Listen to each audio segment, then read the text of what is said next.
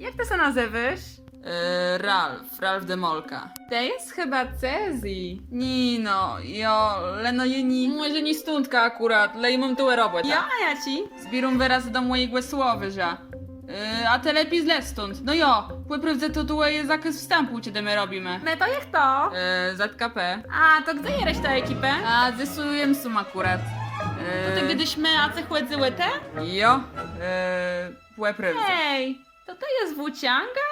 Nie jem włócianga, jem zajanti. Rozumiesz? Ty sa...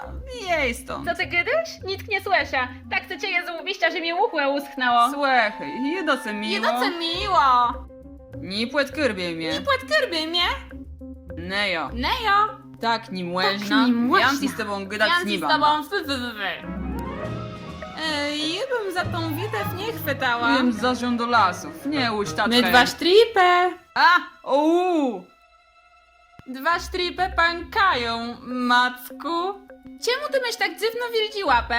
Ja nie wiem. A czemu to jest tak bardzo nerwująca?